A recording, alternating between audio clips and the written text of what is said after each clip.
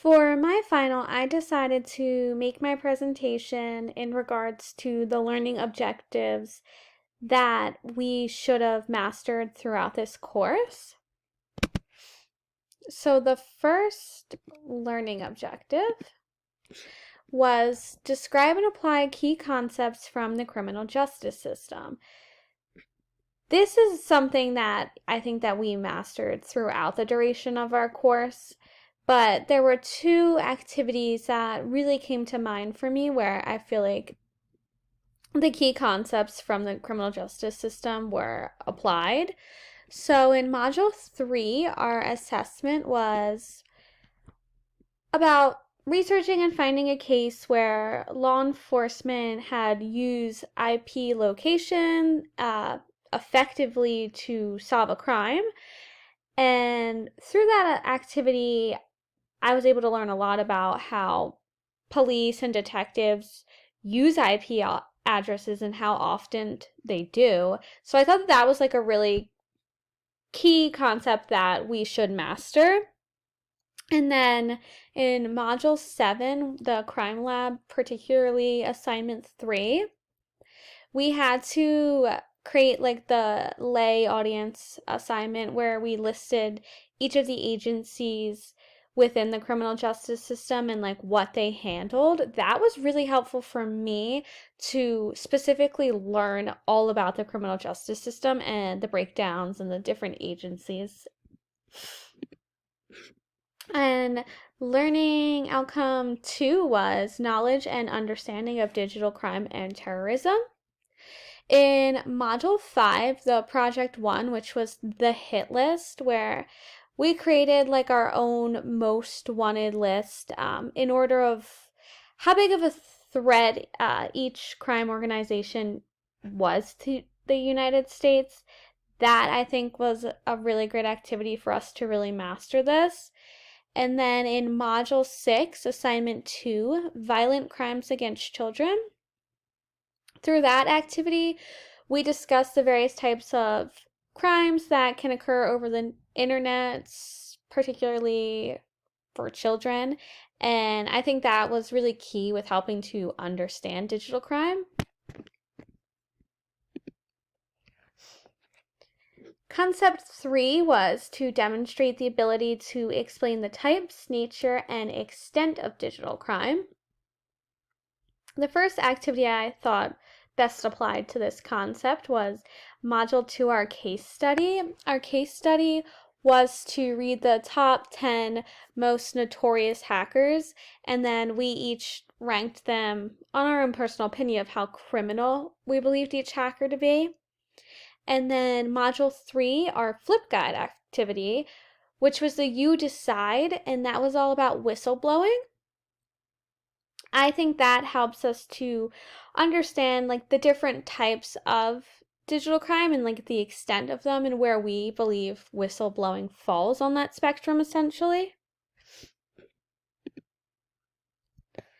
Outcome 4 was knowledge of current issues with digital crime and terrorism. Module 5, our first project in that module, was the hit list. So we also had, that was the same activity I most recently just discussed, which was the most wanted list.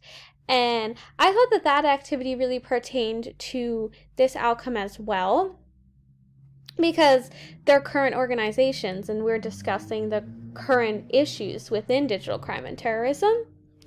And then Module 5, our Flipgrid, was which organized crime group is the most effective and efficient in using cyber assets. So again, that's another current issue.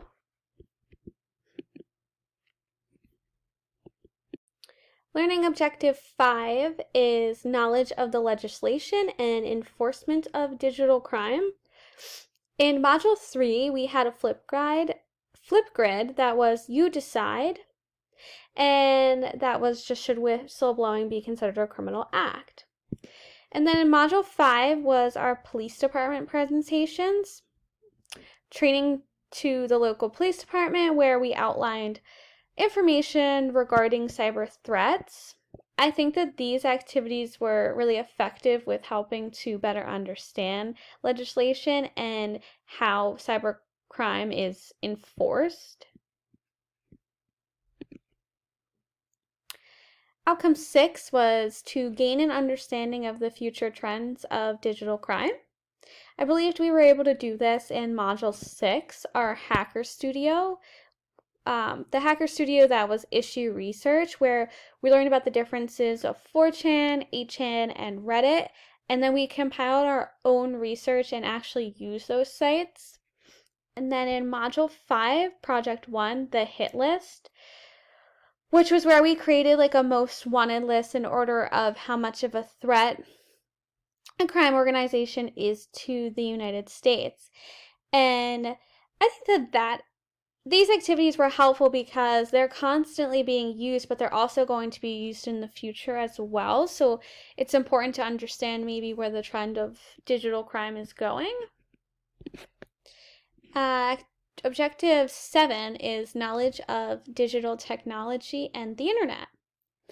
I believed we were able to, kind of master or learn more about this through Module 4, our Hacker Studio Part 1, where that was the reading, videos, and downloads. It was just all about social engineering in general and trying to like better understand that.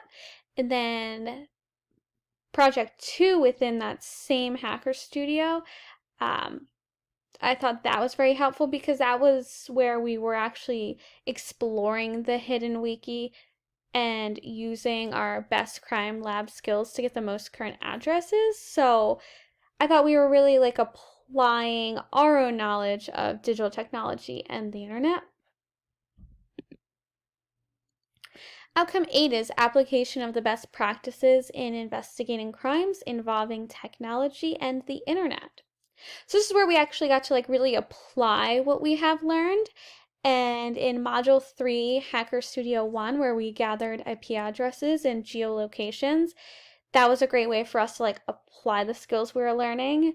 In Module 5, that was very informative as well. That was our police department presentation. Again, that was helpful to apply the best practices that are happening with crimes in the internet. And lastly, Module 7, the Crime Lab Assignment 1, where we actually pretended that we were the local enforcement officer.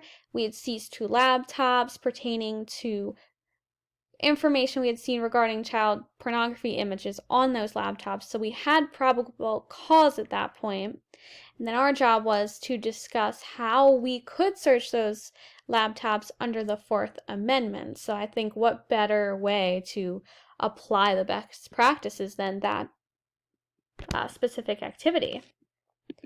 And the last outcome that we were supposed to learn from this class was 9, to demonstrate skill with investigative tools and resources used in law enforcement in investigating cybercrime. Again, this is where we were able to actually apply and demonstrate what we have learned in this class. We were able to do that in Module 3 with our Hacker Studio 1, again, where I've touched on this project a few times now, but I think that it's key and it is a really great opportunity where we were gathering the IP addresses and really demonstrating that that was something that we could do that was used in law enforcement constantly. And then in Module 4, the Hacker Studio, the Self-Discovery Studio, which is where we actually social engineered ourselves. And I know I personally found a lot of information that I was deleting from public sites. I opted out of white pages and I took myself out of PQ.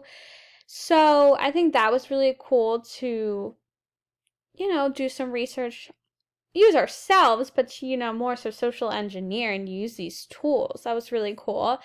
And then in Module 7, our Crime Lab capstone, which was where we actually wrote up a search warrant for to gather evidence at the crime scene where we believe there was a suspect in leading a child pornography ring.